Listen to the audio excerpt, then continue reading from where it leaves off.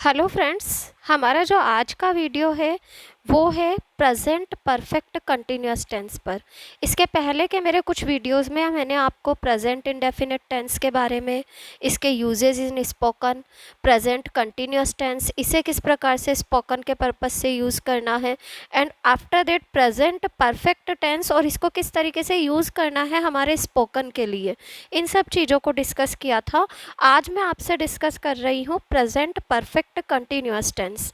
अब आप पहले तो नाम ही टाइटल जो है टाइटल जो है हमारे इस टेंस का, उसे समझिए परफेक्ट। प्रेजेंट परफेक्ट, परफेक्ट यानी कि जो काम पूरा हो चुका है, बट साथ में ही ऐड कर दिया गया है कंटिन्यूअस।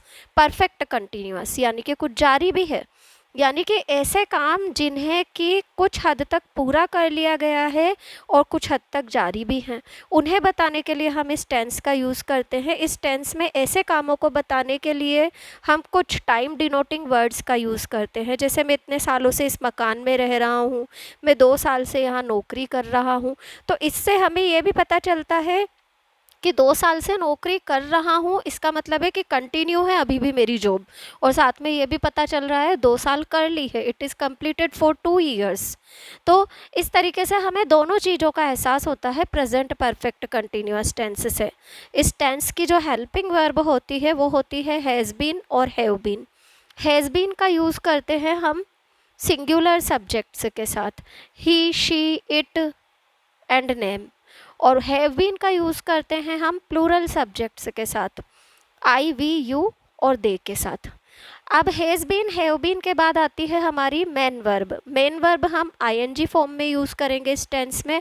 और एक और जो खास बात है, इस टेंस के सेंटेंसेस में हमेशा 2 टाइम डिनोटिंग वर्ड फॉर और सिंस हमेशा होते हैं। फॉर और सिंस जो होते हैं समय को बताने के लिए यूज़ किए जाते हैं, परंतु इन दोनों शब्दों के जो यूजेस हैं वो बिल्कुल अलग अलग हैं। जहाँ फॉर का यूज़ किया जाता है ड्यूरेशन या हम कह सकते हैं ड्यूरेशन ऑफ टाइम को बताने के लिए। ड्यूरेशन ऑफ टाइम से अब क्या मतलब है?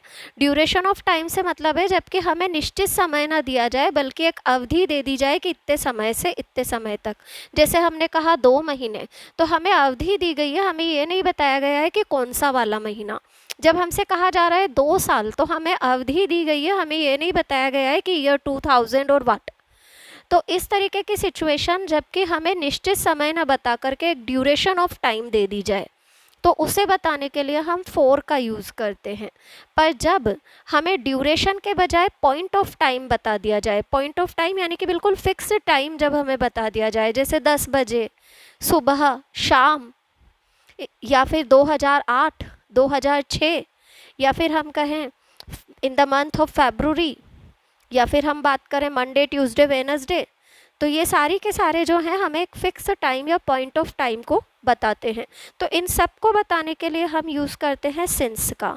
ये 2 एडवर्ब्स इस टेंस की सबसे मजबूत इंडिकेटिंग वर्ड्स हैं, और साथ ही साथ में इस टेंस के हर सेंटेंसेस को बनाने के लिए जब टाइम डिनोट करना होता है तो हम इन्हें ऐड करते हैं।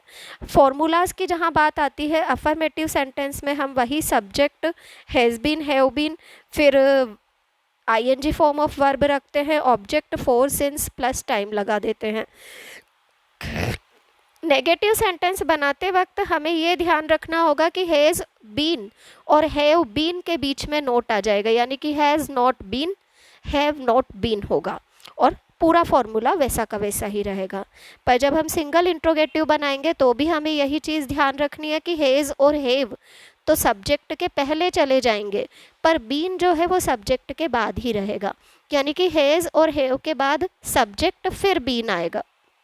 और इसी प्रकार से डबल इंट्रोगेटिव में WH वर्ड आगे ही आगे आ जाएगा, और उसके बाद हैज़ या हैव आएगा, फिर सब्जेक्ट आएगा और फिर बीन आएगा। इस प्रकार से चारों जो फॉर्मूलाज हैं वो अलग अलग चलते हैं। और साथ ही साथ में हमें जो एक और चीज़ ध्यान रखनी है, वैसे तो मैंने सेंटेंसेस का जो मेरा वीडियो डाला था उसमें आपको बताया है कि सिंगल इंट्रोगेटिव और डबल इंट्रोगेटिव क्या सेंटेंसेस होते हैं। एक बार यहाँ पर आपको फिर से बता दूँ, सिंगल इंट्रोगेटिव वो सेंटेंस होते हैं जिनकी शुरुआत हम करते हैं हेल्पिंग वर्ब से, और इनकी खास बात ये होती है कि इनका आंसर हमेशा हाँ या ना में निकलता है। जबकि डबल इंट्रोगेटिव वो सेंटेंस होते हैं जो कि WH वर्ड से बनते हैं और इनका आंसर जो है वो हाँ या ना के अलावा कोई तीसरा निकलता है।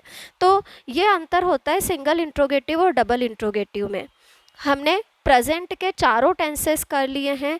स्पोकन के पर्पस की बात है तो हमें पता है कि प्रेजेंट इंडेफिनिट टेंस को हमारे डेली रूटीन, जो चीज़ें हम रेगुलरली हमारे बिहेवियर का हिस्सा है, हम दिवाली का त्यौहार कैसे मनाते हैं, दशहरे का त्यौहार कैसे मनाते हैं, इन सब को बताने के लिए हम प्रेजेंट इंडेफिनिट टेंस का यूज़ करते हैं। प्रेजेंट कंटिन्यूअस टेंस का हम स्पोकन में तब यूज़ करते हैं जबकि हमें at the time of speaking हमारी आंखों के सामने जो कुछ भी चल रहा है उसे बताना होता है। जैसे कि हवा बह रही है, बरसात आ रही है, माता जी खाना बना रही हैं, तो ये जो भी at the time of speaking हमारी आंखों के सामने कंटिन्यू है उसे बताने के लिए हम प्रेजेंट कंटिन्यूअस टेंस का यूज़ करते हैं। इसके बाद आता है प्रेजेंट परफेक्ट टेंस, जो कि ऐसे कामों को बताता है जो कि हमने आज तो पूरे कर लिए हैं but after a particular interval we will do them again and again. जैसे कि मैंने दूध पी लिया है, मैंने खाना खा लिया, इट डजेंट मीन कि मैं दोबारा खाना नहीं खाऊंगा, दोबारा दूध नहीं पीऊँगा, बल्कि आफ्टर अ पर्टिकुलर इंटरवल मैं वापस से अपनी इन क्रियाओं को दोहराऊँगा। आज के लिए मैंने उन्हें पूरा कर लिया है। तो प्रेजेंट के लिए जो कार्य पूरे हो चुके हैं उन कार्यों को बताने के लिए प्रेजेंट परफेक्ट टेंस का यूज़ करते हैं। परफेक्ट कंटिन्यूअस मैंने अभी अभी आपसे डिस्कस किया है। मेरे इन बाकी के 3 टेंसेस को अगर आपको ढंग से समझना है, अच्छे से क्लियर करना है, तो प्लीज़ मेरे बाकी के वीडियोज़ पर जाइए जो कि इन टेंसेस से रिलेटेड है। और कोई भी प्रॉब्लम लगती है तो प्लीज़ कमेंट कीजिए और मुझसे उन इश्यूज़ को सॉर्ट आउट कीजिए। एक और चीज़ हर बार मैं अपने स्टूडेंट्स से कहती हूँ, ग्रामर नीड्स प्रैक्टिस। आप ग्रामर की प्रैक्टिस कीजिए। ग्रामर के रूल्स जनरली सबको पता होते हैं, जितना आप इसकी प्रैक्टिस करेंगे उतना आपका हाथ साफ होगा। जब आप स्पोकन की बात कर रहे हैं, हैबिट डालिए कि मिरर टॉकिंग करें, मिरर के आगे खड़े होकर के कुछ सेंटेंसेस अपने आप से बात कीजिए। आपकी काफ़ी इम्प्रूवमेंट आएगा स्पोकन में if you are decided to do something different. अभी प्रेजेंट परफेक्ट कंटिन्यूअस टेंस की जहाँ तक बात है, तो प्रेजेंट में ऐसे हर कार्य को बताने के लिए जो कि कुछ समय से चला आ रहा है या हो रहा है, उस हर कार्य को बताने के लिए हम स्पोकन में इस टेंस का यूज़ करते हैं। इससे ज़्यादा ऐसा कुछ एक्स्ट्रा ऑर्डिनरी या अलग हट करके इस टेंस का नहीं है, परंतु फिर भी प्रेजेंट की हर अवस्था को बताने के लिए जबकि टाइम को शो करना है तो इस टेंस का यूज़ होता है। तो ये अपने आप में एक इम्पोर्टेंट टेंस है, अच्छे से पढ़िएगा। और अगर कोई कमी लगती है या और कुछ आप जानना चाहते हैं, पढ़ना चाहते हैं मुझसे, तो ज़रूर बताइएगा। वीडियो अच्छा लगा हो तो लाइक, कमेंट एंड शेयर ज़रूर कीजिएगा। Thank you all.